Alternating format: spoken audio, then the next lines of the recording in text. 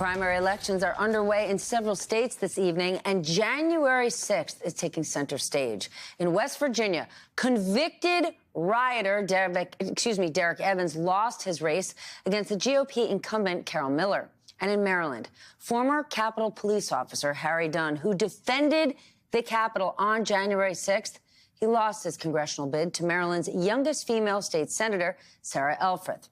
For more, I want to bring in NBC White House correspondent Mike Memoli. You know him because he has covered the president for over a decade, and his family and his inner circle. And David Weigel joins us, political reporter for Semaphore, and not in D.C. with us tonight, but back in New York is Juanita Tolliver, host of the What a Day podcast.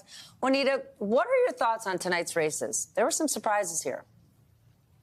Couple of surprises here, but I feel like looking to West Virginia specifically, there seems to be a barometer on how MAGA is too extreme for voters, because we have someone like Derek Evans running, who really campaigned as a prisoner after confessing to live streaming his entering the Capitol building on January 6th.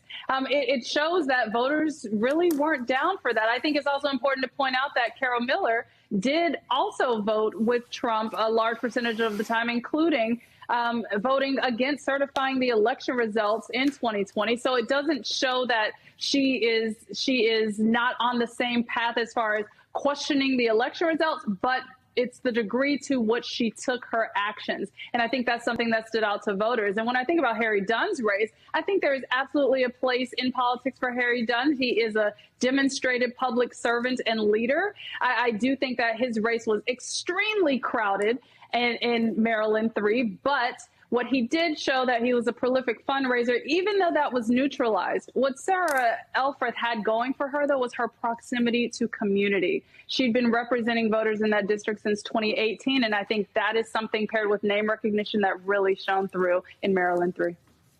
Dave, what were some of your takeaways? We didn't talk Maryland. Angela Alsobrooks defeating David Trone.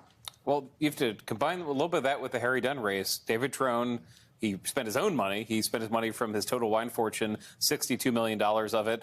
You could detect, I was in the state last week, you could detect some fatigue from Democratic voters who had seen a lot of him and were not convinced that he was as inspiring as Angela Alsobrooks is. The state has never elected a black female senator, a black senator, period. That was named to her. In Harry Dunn's race, again, it wasn't an animus towards him, but he raised a lot of money. He was on the air, and he didn't have deep ties to the district, despite his story.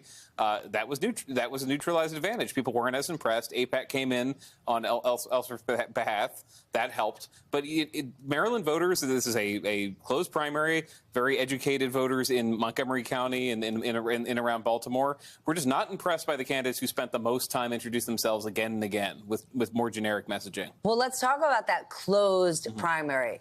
It was a closed primary, yet 20%, 20, of the GOP primary voters didn't vote for Donald Trump.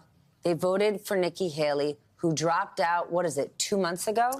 It is 70 days.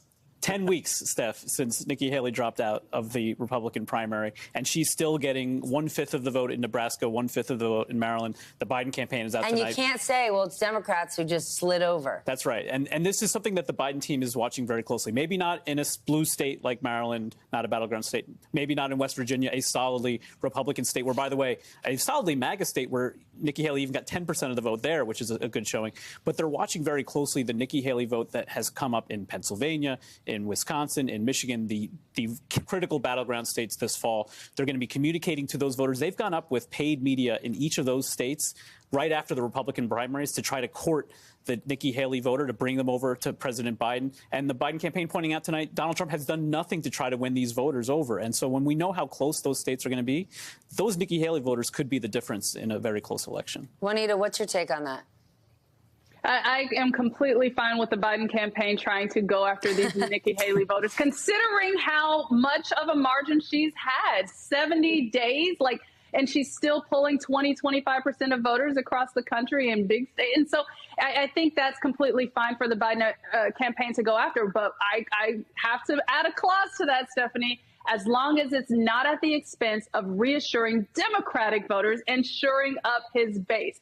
President Biden can't take anything for granted in this race. And so while he's out there creating an on-ramp for those disaffected Republicans who absolutely can't stomach Trump, he also needs to make sure he's investing heavily with that big cash advantage that he has over Donald Trump and making sure that Democrats are with him. And I'm talking about voter contacts on the ground, in person, digitally, on television, every which way, because he absolutely needs to make sure that he shores up his base as he expands.